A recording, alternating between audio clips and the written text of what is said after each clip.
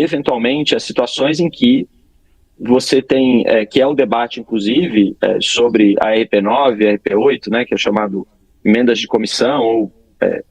popularmente conhecido como orçamento secreto, que foram objeto da decisão do ministro Flávio Dino, que essas emendas fossem publicados os patrocinadores dessas emendas, que são aqueles parlamentares que fizeram, na verdade, a proposta daquela emenda, que no fim virou uma emenda de relator, por exemplo. Nessas situações específicas, como eu acabei de dizer, que o portal não inventa, a gente coleta e recebe as informações, a gente vai precisar, obviamente, receber essas informações para que nós possamos colocar no portal as informações sobre os eventuais patrocinadores de cada uma dessas emendas. Na verdade, de fato, é um avanço bastante relevante que a gente está promovendo agora no portal da transparência, para garantir que a sociedade tenha acesso à informação de qualidade sobre o uso dos recursos públicos, né? É um compromisso do presidente Lula e é um compromisso que, no fundo, já vinha sendo construído ao longo desse ano e meio, desse mais de ano e meio de governo, e que com essa decisão do Supremo a gente pôde ter diretrizes bastante específicas para serem seguidas nessa primeira proposta de mudança do portal da transparência. O que vai acontecer em concreto? Na verdade, agora a gente vai ter uma integração maior do portal com outras bases de dados do governo federal, como o chamado TransfereGov, e essa integração vai possibilitar, por exemplo, em primeiro lugar, que você consiga saber, por exemplo, uma emenda parlamentar, sobre uma emenda parlamentar, o que aquela emenda parlamentar gerou em termos de convênios que estão associados a ela, né? Então, com apenas um clique, por exemplo, na emenda que o cidadão tenha interesse, ele vai poder ter acesso a todos os convênios e instrumentos relacionados à execução dessa emenda parlamentar no governo federal, né? Então, na página, por exemplo, de detalhamento desse convênio, você clicando também no número de convênio, ele vai te remeter para o portal TransfereGov, que é a plataforma oficial de convênios firmados pelo Poder Executivo, né, pelo governo federal. Isso é um grande avanço,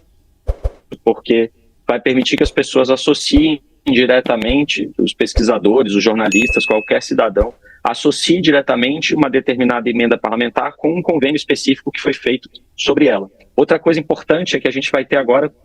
uma possibilidade de cada cidadão ou cada cidadã realizar uma consulta por favorecido da emenda. Então, o cidadão quer, por exemplo, saber no seu município que emendas parlamentares que existem lá, que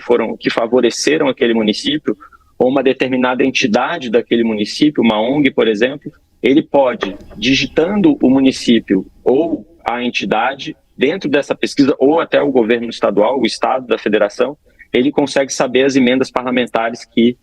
foram destinadas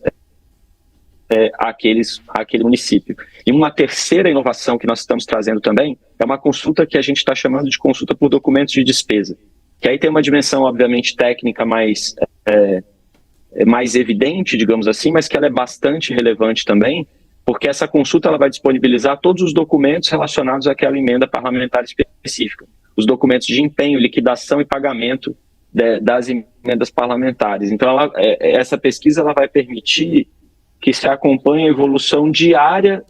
do pagamento, do empenho e do pagamento dessas emendas, além de disponibilizar também uma quantidade maior de informação sobre essas emendas e sobre a forma como elas estão sendo executadas. Tudo isso eu acho que vai, primeiro, ao encontro das decisões do Supremo Federal em relação a esse tema, e vai possibilitar que a sociedade exerça o controle, melhore ainda mais a sua capacidade de exercer o controle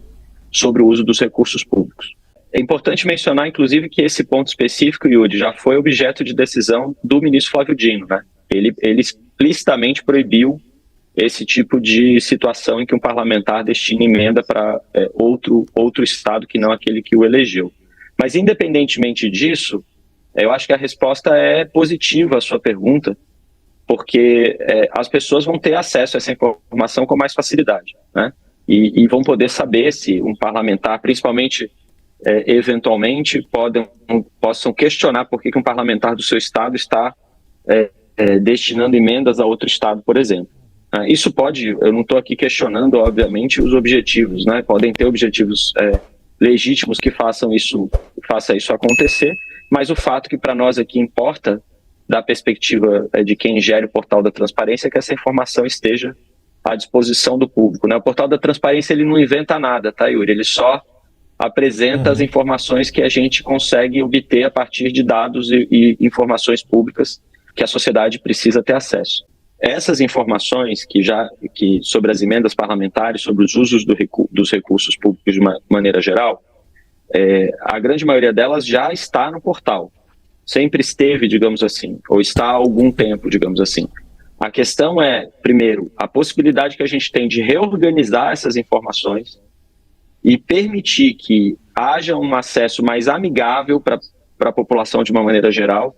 ter esse acesso a essas informações. Isso é uma coisa relevante.